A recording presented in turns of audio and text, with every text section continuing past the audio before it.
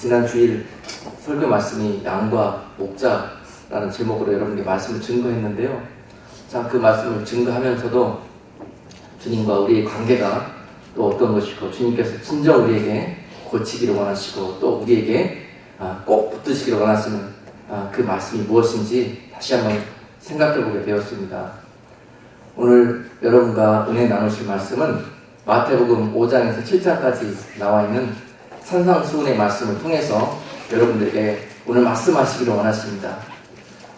주님께서 이 땅에 오셔서 당신의 백성들에게 정말로 말씀하기를 원하시는 것이 있었어요. 모든 사람들은 주님으로 인해서 병 고치는 능력을 받기를 원했고 또 여러 가지 현실의 연약한 부분들을 고침을 받기를 원했고 응답을 받기를 원했지만 주님의 소원은 무엇이었냐면 그들이 하나님의 나라를 볼 수 있는 눈이 열리기를 원하셨다는 거죠. 그리고 그 하나님의 나라를 발견하고 그곳으로 달려 들어올 수 있는 그런 마음, 그런 믿음을 그들을 통해서 원하셨다는 거죠. 그래서 그들에게 천국 복음을 증거하기를 무엇보다도 소원하셨습니다. 이것이 주님의 소원이셨고 우리의 소원은 주님과 전혀 달랐기 때문에 주님이 우리와 온전한 사랑을 나누실 수가 없었던 것이죠. 그러한 슬픈 사랑 이야기를 오늘 마태복음 5장과 7장 안에 있는 산상보훈의 말씀을 통해서 은혜를 나누도록 하겠습니다. 특별히 마태복음 5장에서 7장에 나와 있는 산상수훈의 말씀은 정말 예수님의 복음의 메시지 중에서도 엑기스만 모아놓은 부분입니다. 어느 한 구절 한 구절 하나 정말 깊이 우리가 붙들고 묵상해야 되는 내용들이 거기에 주옥처럼 나열이 되어져 있습니다. 그런데 그것들을 좀 더 엑기스만 뽑아서 요약을 해보면요, 우리가 그 중에서 천국 복음을 붙들기 위해서 꼭 삼가해야 될 것들이 있고 그 중에서 천국 복음을 붙들기 위해서 꼭 반드시 붙들어야 될 내용들이 있어요. 5가지 정도 각각 요약해서 우리가 볼 수 있는데 오늘 그 내용들을 새해에 우리가 우리의 목표로 삼기 위해서 한번 살펴보도록 하겠습니다. 먼저 삼가할 것 5가지가 있습니다. 첫 번째는 마태복음 6장 19절로 21절에 있는 말씀이에요. 너희를 위하여 보물을 땅에 쌓아두지 말라. 거기는 좀과 동록이 패하며 도적이 구멍을 뚫고 도적질 하느니라.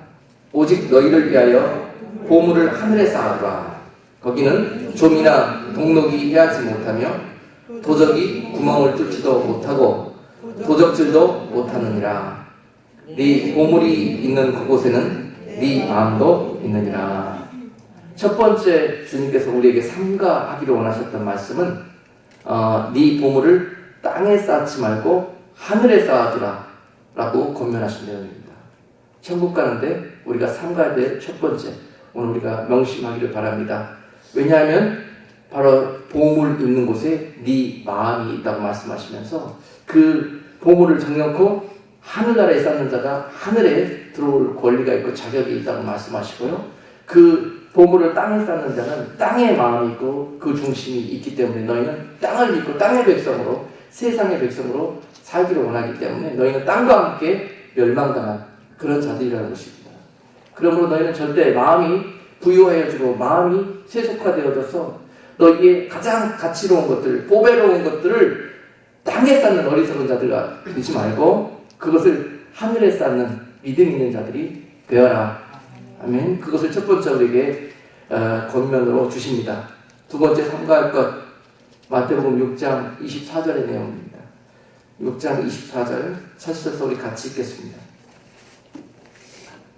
한 사람이 두 주인을 섬기지 못할 것이니 혹 이를 미워하며 저를 사랑하거나 혹 이를 중히 여기며 저를 경히 여기니라. 너희가 하나님과 재물을 겸하여 섬기지 못하느니라. 역시 두 번째도 물질에 관한 말씀을 주십니다. 물질. 너희가 절대로 세상에 살면서 주인을 확실히 정하라는 거죠. 두 주인을 섬길 수 없습니다. 마음이 두 개였고 사랑을 두 곳에 동시에 할 수는 없다는 거죠. 그래서 그 사랑을 하나님을 하시든지 아니면 그 사랑을 물질을 하시든지 둘 중에 정하되 너희는 물질을 주인으로 삼는 걸 삼가라는 거죠. 그리고 너희 삶 속에서 하나님을 주인으로 완전히 준비해라. 이것이 천국 복음을 너희들이 들었을 때 준비할 것들이다. 하나님과 재물을 절대 겸하여 섬기면서 신앙생활 할 수 없습니다. 그것은 반쪽짜리이고 결국은 부실하고 연약한 반쪽으로 인해서 여러분들은 넘어지게 될 것입니다. 온전히 하나님을 여러분들의 삶의 구주로, 여러분들의 삶의 주인으로 고백하는 자들이 그 천국에 온전히 좁은 길로 향하여 들어가게 될 것입니다. 세 번째 삼가할 것이 있습니다. 그것은 마태복음 6장 34절의 말씀입니다. 같이 읽겠습니다. 그러므로 내일 일을 위하여 염려하지 말라. 내일 일은 내일 염려할 것이요 한날 괴로움은 그날에 족합니다. 아멘. 네. 여러분들이 왜 실패하고 왜 낭망하였는가, 그걸 살펴보면요, 무조건 염려의 열매를 맺었기 때문에 열매도 거둘 수 없었고 낙심, 그 다음에 아무것도 거둘 수 없는 빈손을 빌 수밖에 없었다는 것입니다. 염려는 믿음의 정반대말입니다. 믿음 없는 자들이, 오늘 믿음이 적은 자들이 염려한다고 주님께서 말씀하시는 거예요.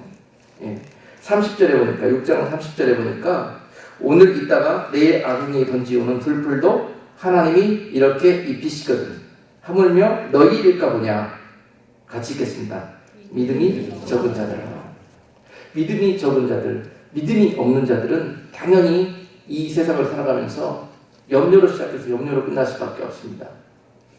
우리가 장차 지금 이 순간부터 앞으로 진행될 그 미래, 앞으로 다가올 그런 시간들에 대해서 우리가 눈에 보이지가 않기 때문에, 경험해보지를 못했기 때문에 항상 거기에 대해서 두 가지 반응을 보이게 되어 있는데, 주님이 여러분들의 주인이 되시고 여러분들을 좋은 길로, 가장 선한 길로 인도하신다는 것을 믿는 분들은 그것이 전혀 염려로 나타나지 않습니다.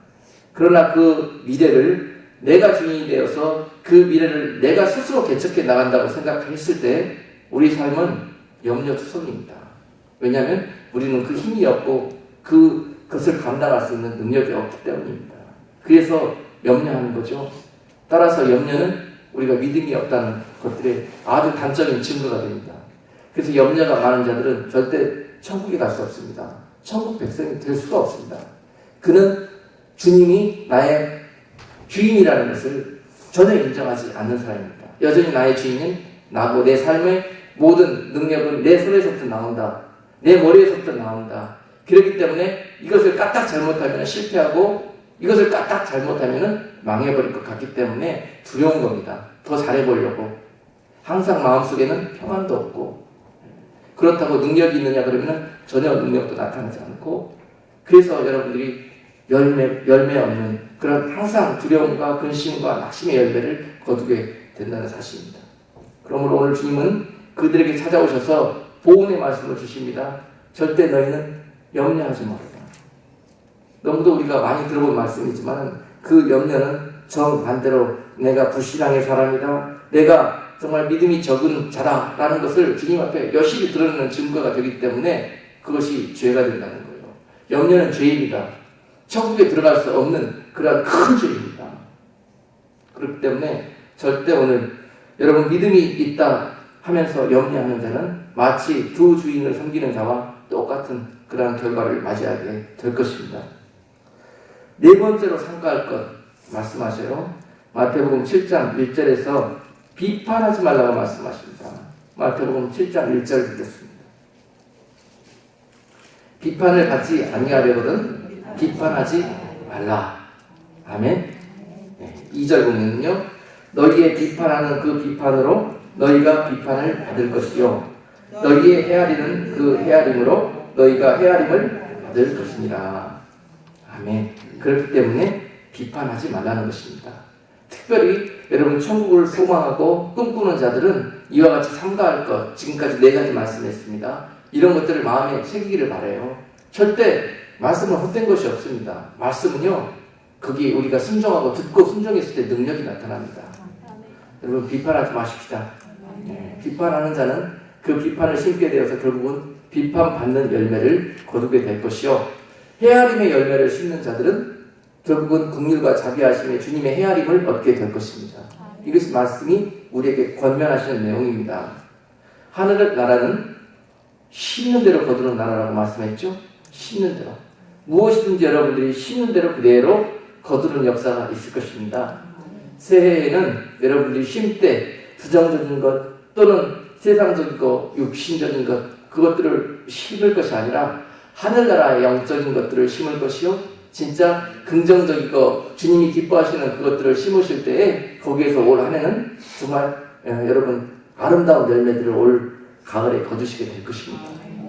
새해부터 여러분 이제 씨 뿌리는 준비를 하셔야 됩니다. 무슨 씨를 뿌리고 심을 것인가? 할렐루야. 여전히 여러분 농사가 잘못됐던 이유, 심는 것 자체부터 잘못되어 있었기 때문에 거두는 것도 그 열매를 거둘 수밖에 없었다는 것 명심하시고 여러분 분명히 기억하십시다. 내가 말 한마디를 심든지 내가 어떤 작은 행동 하나를 심든지 간에 그것이 항상 주님께서 기뻐하시고 내가 이것을 심었을 때 어떤 열매를 내가 거둘 것인가를 늘 생각하시면서 어느 하나까지도 삼가하고 절제하는 그런 삶을 살아가실 때 능히 이기고도 남는 그런 여러분 삶이 될 것입니다. 다섯 번째 삼가할 것들 마태복음 7장 15절에서 말씀하십니다. 마태복음 7장 15절 거짓 선지자들을 삼가하라고 말씀하십니다. 올 한 해 우리가 천국을 소망하기 위해서 무엇을 삼가해야 될 것인가에 대해서 말씀을 나누고 있습니다. 15절 같이 읽겠습니다. 거짓 선지자들을 삼가라. 양의 옷을 입고 너희에게 나오나 속에는 노력하는 이이라. 아멘. 여러분들이 삼가할 것 마지막 때에 특별히 세상이 어두워질 것이고 그때 광명한 천사로 거짓 선지자들이 나와서 믿는 자들까지 미혹하고 여러분들을 유혹하는 그런 시험을 펼쳐갈 것입니다.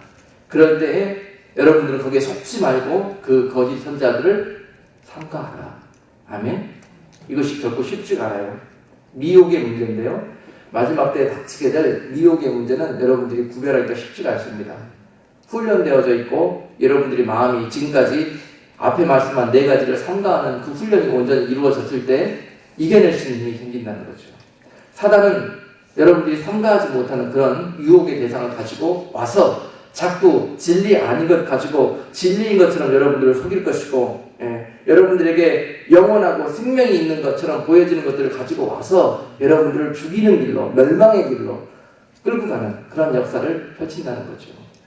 대부분이 오늘 삼가라고 말씀하시는 그 대상을 가지고 이 거짓 선지자들이 여러분들을 미혹할 겁니다. 첫 번째 미혹할 대상 돈이죠. 돈입니다. 돈을 초월하지 못하고서는 이 세상에 평안을 누릴 수도 없고 주님의 능력을 맛볼 수도 없습니다. 절대 나의 주인은 돈이 아니고 나의 삶의 유일한 가치는 나의 삶의 그런 모든 온 마음의 중심은 돈에 있지 않고 주님께 있다는 것을 여러분들이 그것을 믿음으로 보이시기만 한다면 그 즉시 여러분 삶 속에 하나님의 나라가 임합니다. 그리고 그 즉시 평강과 천국이 여러분 삶 속에 임하게 됩니다. 주님께서 말씀하시기를 마지막 때 많은 사람들이 생활의 염려로 근심하게 된다고 했습니다. 생활의 염려. 그것은 바로 돈의 염려입니다. 돈의 염려.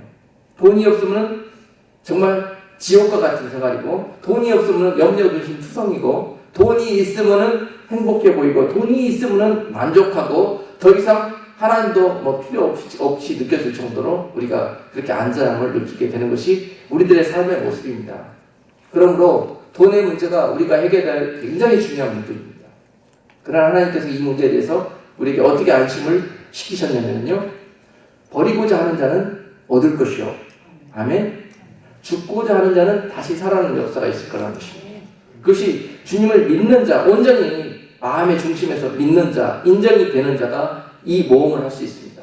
믿음은 모험입니다. 믿음은 결단입니다. 믿음은 행동입니다. 아멘. 이것이 올 2013년도 한 해 주님 앞에 인정함을 얻을 수 있는 여러분 모두가 되기를 주님의 이름으로 축복합니다. 오늘도 여러분 주변에서 거짓 선지자들은 광명한 천사처럼 여러분들에게 와가지고 때로는 친구들이 그 이리에 탈을 쓰고 와서 여러분들을 미혹할 수 있습니다.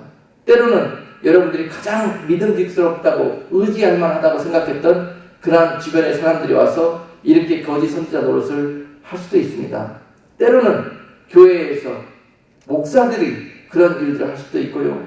누구든지 이 탈을 쓰고 여러분들이 와서 속이고 미혹할 수 있습니다. 오직 이 어둠의 때에 정말 죄악이 온 세상으로 덮고 믿을 만한 사람이 세상에는 없어져가는 이 때, 의인이 사라져가는 이 때에 누구를 믿겠습니까? 오직 우리가 믿을 수 있는 것은 다시 한번 주님이 말씀하시는 우리의 진리의 말씀, 우리의 등불 되시는 주님의 인도하시는 진리의 말씀, 이것밖에 여러분들에게 소망이 있고 능력이 있는 것은 없습니다. 그러므로 어리석은 자는 돈을 믿으려 할 것이요, 어리석은 자는 사람을 의지하려 할 것이요, 이 마지막 때 주님과 진리의 말씀을 의지하는 자에게 복이 있을지어다. 오늘 그와 같이 산상수훈에서 우리들이 추구해야 될 그 복에 대해서 말씀하고 계시는 거죠.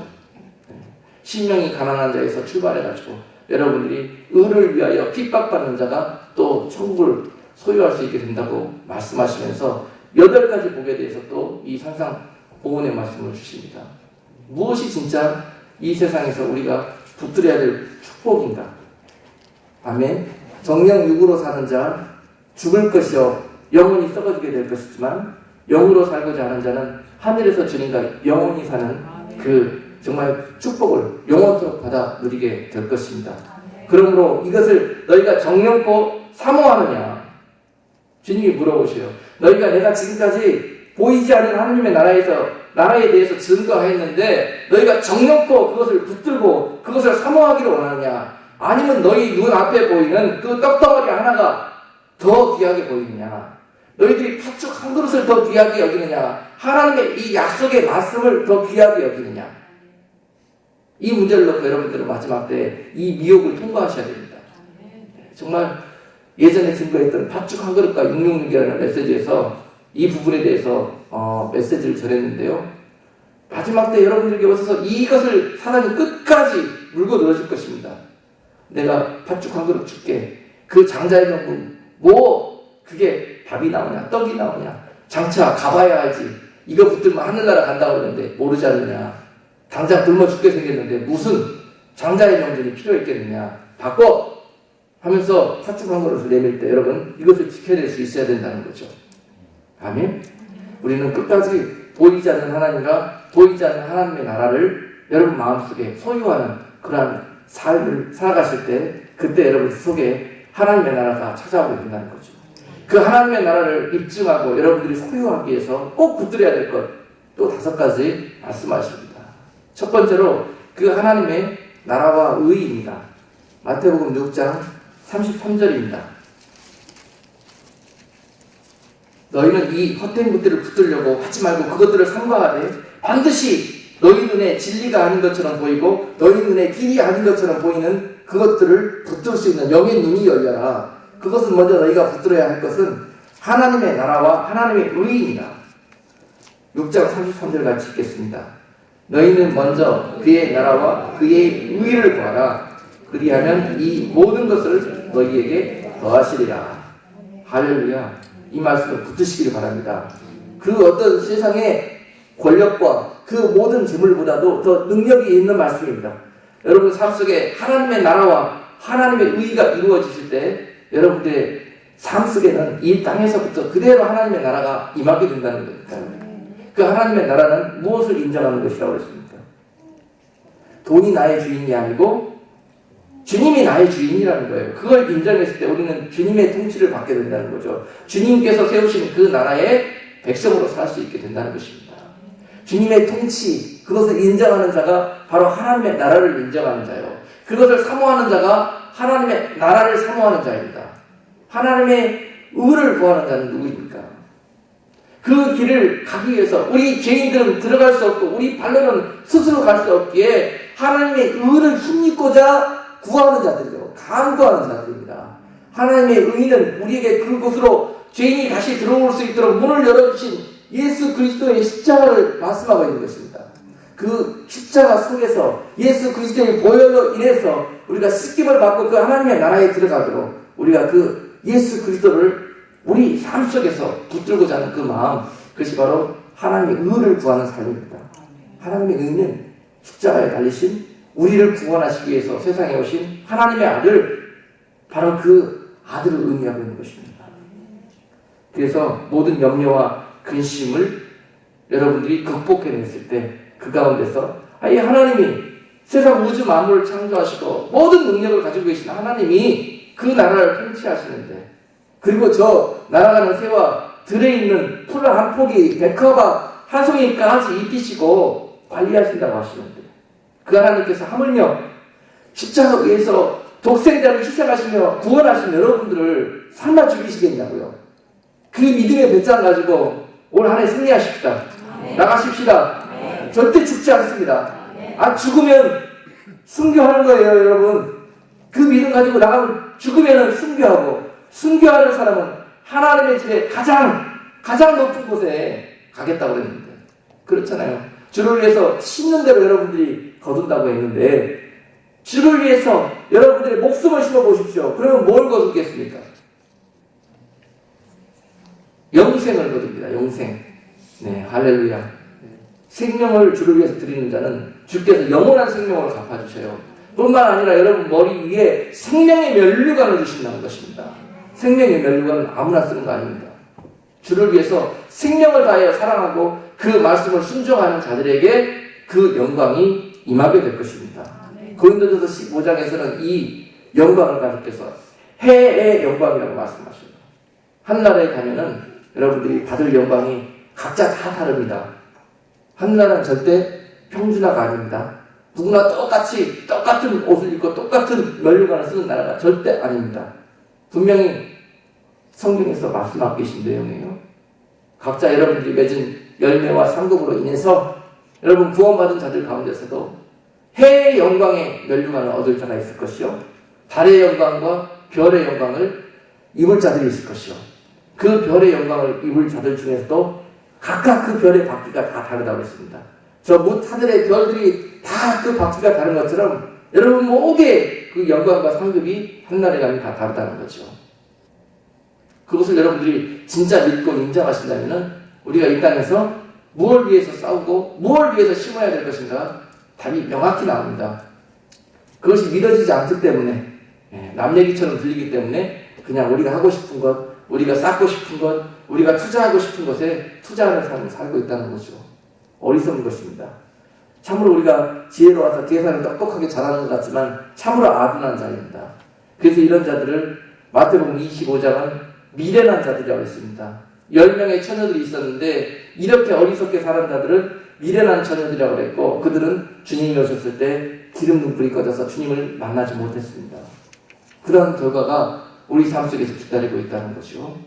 우리가 정말 깨어서 이 말씀이 살아있는 능력의 말씀으로 인정하시고 그것을 붙드는 삶을 사셔야 됩니다. 첫 번째, 우리가 무엇을 붙들어야 될 것인가?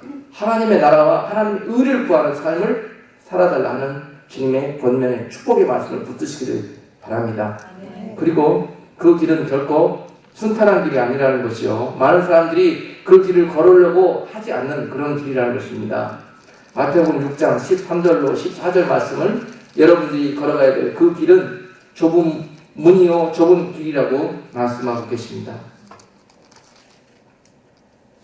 13절, 좁은 문으로 들어가라. 멸망으로 인도하는 문은 크고 그 길이 넓어 그리로 들어가는 자가 많고, 생명으로 인도하는 문은 좁고 길이 협착하여 찾는 이가 적음이니라. 아멘. 자, 여러분, 좁은 문으로 들어가라. 아멘. 좁은 문으로 들어가라. 그렇게 말씀하시면서 우리에게 다시 부연 설명해 주시는 부분이 있는데, 멸망으로 인도하는 문은 크고 그 길이 넓어 라고 되어 있는 부분에 밑줄 그으십시오. 멸망으로 인도하는 문은 왜 많은 사람들이 그 길을 걸어가느냐? 멸망인 줄 알면서 왜 어리석게 그 길을 걸어가느냐? 왜일까요? 많은 사람들은 눈에 보이는 것을 쫓아갑니다. 여러분들 지난 주일 설교 말씀 전하면서 양의 특징 가운데 연약함이, 양은 눈이 거의 장님 수준이라고 했죠. 보이지 않아요. 그런데 양은 눈에 보이는 것을 쫓아가는 특성이 있다는 거죠. 그래서 날마다 숨는다고 그랬지 않습니까? 그래서 넘어진다고 그랬지 않습니까? 양이 그런 어리석은 존재예요. 그런데 성도도 또 양 같다고 주님께서 표현하셨잖아요. 얼마나 답답하시면 그러겠습니까? 절대 칭찬이 아니죠. 양 같다는 말이. 어째 너희는 보이지도 않는, 아니 소경과 같은 그 영적인 눈을 가지고 맨날 눈에 보이는 것을 쫓아 살려고 하느냐. 그런다는 거예요. 제발 그 멀게 된 눈을 좀 떠라보는 거죠. 닫힌 그 귀를 좀 열으라는 거죠. 그러면서 많은 사람들이 그 눈에 보기에 보암직스럽고 먹음직스러운 것들을 쫓고자 하는 그 마음이 결국은 좁은 길을 포기하고 넓은 길로 가게 만든다는 거죠. 누가 봐도 저 길이 축복이고 저 길이 정말 우리에게 생명으로 인도하는 길처럼 보이도록 여러분들을 미혹합니다. 반드시 그런 역사가 있어요. 그래서 많은 사람들이 그 문과 그 길로 향해서 간다는 것입니다. 여기에서 여러분들은 그 마음을 지키고 이 좁은 길, 좁은 문을 붙들 수 있는 그 영의 눈과 여러분들의 마음에 그 소원함이 있어야 될 줄로 믿습니다. 많은 사람들이 왜 그 길로 가느냐? 그 길이, 그 문이 보암직스럽고 먹음직스럽고 승리의 길이요 거기에 생명이 있을 것 같아서 간다는 것입니다. 절대 1차원적으로 눈에 보이는 것들조차 사는 여러분들의 삶에서 올 한 해 동안은 정말 영적으로 더 장성해지고 더 단단해지고 더 구비되어져서 이제 이런 것들을 분별할 수 있는 그런 영적인 젖먹이 어린아이 신앙에서 자라나서 장성의 믿음의 사람으로 여러분들이 자라났을 때 이게 보이기 시작합니다. 여러분들의 눈먼 것이 벗어지고 눈에 거친 수건과 비늘이 벗어지면서 이제 생명의 길이 보이기 시작하고 여러분들이 무엇을 진짜 선택해야 될 것인가가 보이기 시작해요. 오늘 이것을 붙들으시라고 권면하십니다. 생명으로 인도하는 길은 많은 사람들이 왜 찾지 않는가? 좁기 때문에 그렇습니다. 역시 14절에 보니까 이유가 좁고 길이 협착하기 때문에 찾지 않는다는 거죠.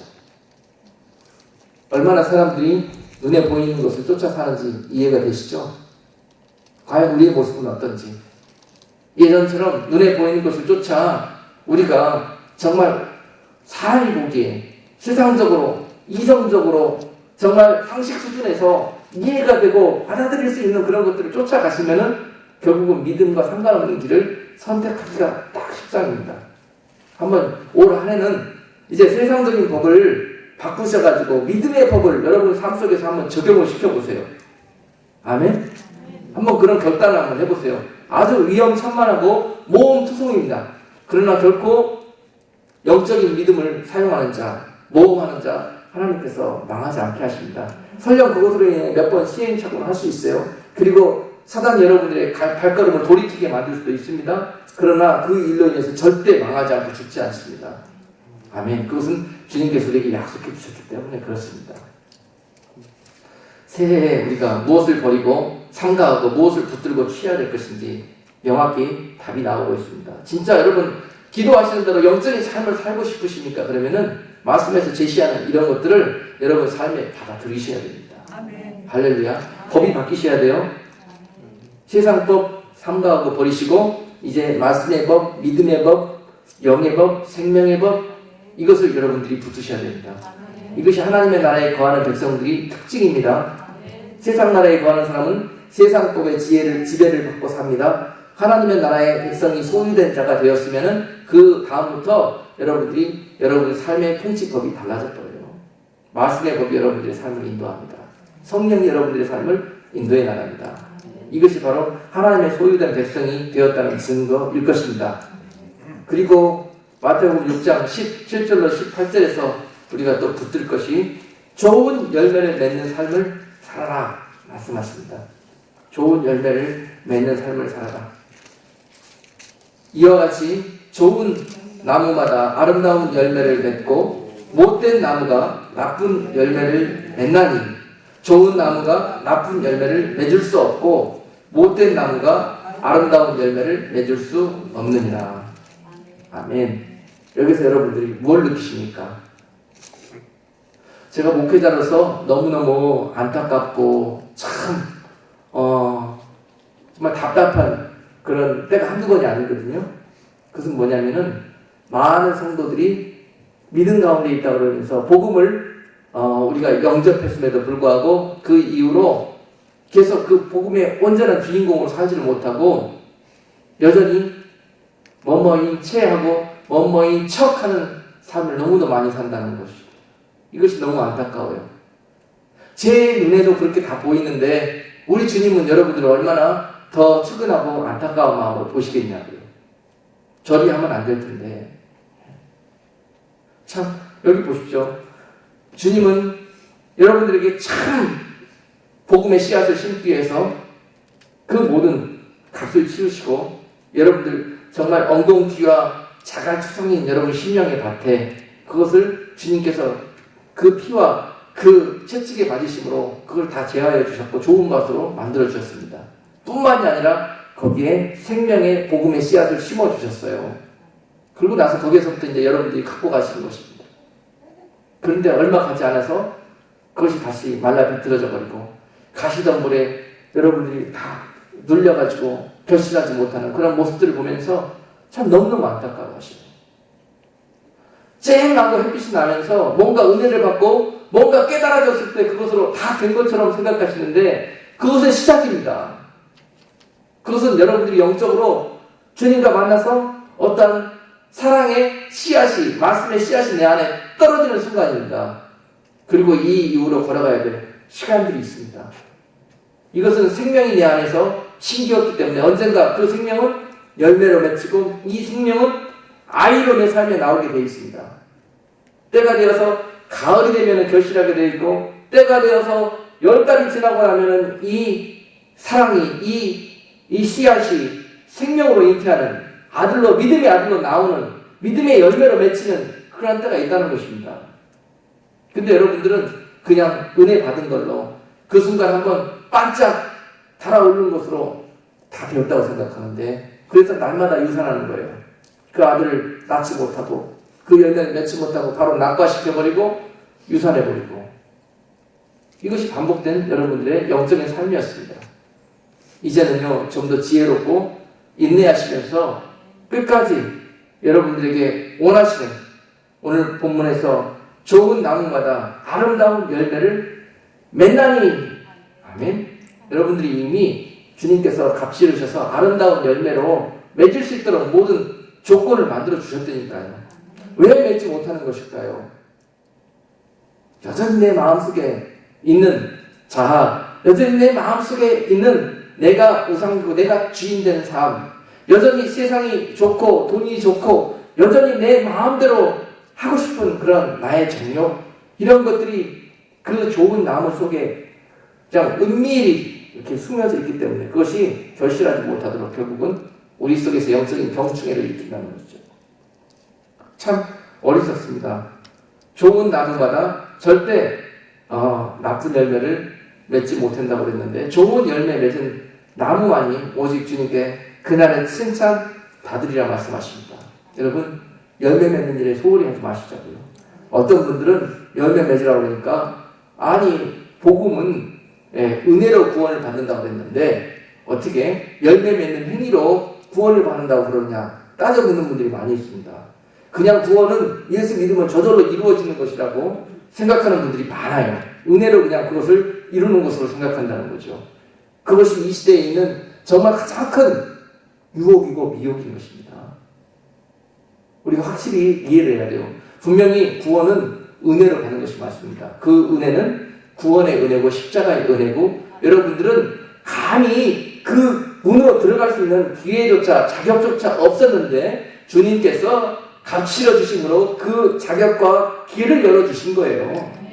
아멘? 그것이 구원의 은혜입니다. 그 문 안으로 들어가는 것은 여러분들이 힘으로 들어가셔야 돼요. 행위와 믿음의 행동은 전혀 다른 것입니다. 행위는 믿음이 있는 척 하면서 형식적이고 율법적으로 맺는 그런 일들, 하는 일들, 믿지도 않으면서 믿는 척 하고, 진짜가 아닌 것들로 진짜인 것 척 하는 그런 일들을 행위라고 해요, 행위. 중심은 그렇게 하고 싶은 생각 하나도 없으면서 그렇게 남들 보기에 좋아 보이는 것처럼 남들에게 좋은 믿음의 사람이라고 인정받기 위해서 그렇게 하는 것처럼 내 마음의 소원과 그 일을 향한 사랑과 중심은 아무것도 없으면서 이렇게 하는 것을 행위라고 해요. 행위. 이것은 절대 구원에 이르지 못합니다. 그러나 절대 온전한 믿음이 우리 속에 있다면요, 우리의 삶이 중심으로 변화되어서 이렇게 좋은 열매가 맺힐 수밖에 없다니까요. 이건 자동적인 겁니다. 자동적인 거. 좋은 나무마다 좋은 열매를 맺을 수밖에 없어요. 그것은 하나님이 세상을 창조하신 창조의 법칙입니다. 내 마음속에 그런 나쁜 암병들이 도사리고 있기 때문에 나쁜 열매가 맺히는 거예요. 그런 악한 삶을 살지 말고 꼭 좋은 열매를 맺기 위해서 한 해 동안 절제하고 인내하고 수고하고 지혜로운 농부가 어떻게 결실하기 위해서 한 해 농사를 지어가는지를 여러분들이 보시고 그것을 여러분 믿음의 열매를 맺는 일에 적용하셔서 올 한 해 정말 주님이 찾으시는 열매 맺으셔야 할 것입니다. 그리고 네 번째 우리가 붙들어야 될 것, 마태복음 7장 24절입니다. 7장 24절 같이 있습니다. 그러므로 누구든지 나의 이 말을 듣고 행하는 자는 그 집을 반석 위에 지은 지혜로운 사람 같으리니. 아멘. 먼저 네 번째 우리가 꼭 그 복음과 하나님의 나라를 붙들기 위해서 취해야 될 것, 그것은 이 모든 말씀을 듣고, 아멘. 이 모든 말씀을 듣고 어떻게 하라고요? 듣고 반짝하고 그냥 받은 은혜 소멸하는 일로 쓰지 말고 반드시 받았으면 그것으로 인해서 행함이 있는 믿음의 사람이 되어져라. 지금요, 오늘 우리가 읽은 마태복음 7장 24절 이후에 기록된 내용은 산상수훈 마태복음 5장에서 7장에 있는 내용의 결론적인 부분입니다. 그러므로 너희가 이 모든 진주와 보석과 같은 하늘의 복음을 너희가 알고 들었다 하나 이것을 듣고 너희가 변화되고 이것을 듣고 이대로 행하지 않는 자는 그것을 마치 모래 위에 주초를 놓고 집을 지은 자가 똑같다는 겁니다. 믿는 것처럼 보여져요. 예. 뭔가 눈에 보이기에는 그럴싸해 보입니다. 그러나 어떤 때 문제가 생기냐, 곤고가 여지고 환란이 다가오고 창수가 날 때 그때 속절없이 그거에 쓸려가 버리고 무너져 버리게 된다는 것입니다. 그러므로 지혜로운 사람은 그 모든 주초를 반석 위에 놓는 자라고 했습니다. 그 반석 위에 놓는 것은 말씀을 듣고 그 말씀대로 사는 자요, 그 말씀을 듣고 그 말씀대로 행하는 자입니다. 듣고 행하지 않은 자는 악한 자입니다. 깨닫고 그 은혜를 받고 그대로 행하지 않는 자는 악한 자입니다. 예수 그리스도의 보혈을 헛되이 낭비하는 자요, 그 하나님의 사랑을 헛되이 시궁창에 버리는 자요, 그 자가 어찌 죄가 없다고 말하겠습니까? 절대 우리가 듣고 깨달은 은혜 받은 내용을 가지고 주님은 이 땅에 오셔서 그것으로 결산하실 것입니다. 달란트 비유에 보시면 결산하지 않습니까? 너희에게 내가 5달란트만큼의 은혜를 줬고 너희에게 2달란트만큼의 그런 깨달음을 줬고 너희에게 그만큼의 할 수 있는 환경을 주었는데도 불구하고 너희는 무엇을 맺었는고 하면서 그날에 오셔서 우리에게 결산하신다니까요.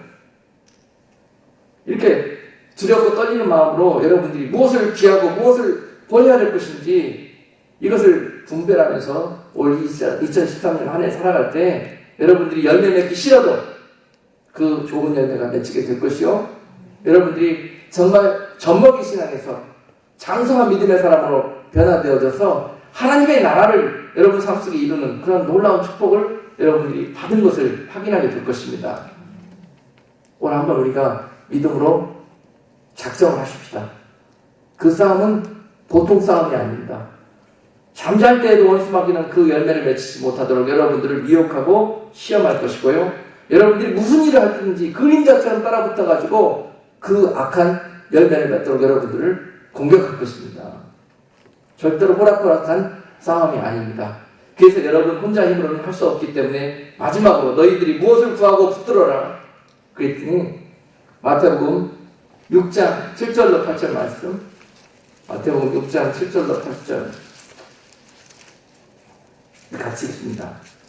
구하라 그러면 너희에게 주실 것이요, 찾으라 그러면 찾을 것이요, 문을 두드리라 그러면 너희에게 열릴 것이니 구하는 이마다 얻을 것이요 찾는 이가 찾을 것이요 두드리는 이에게 열릴 것이니라.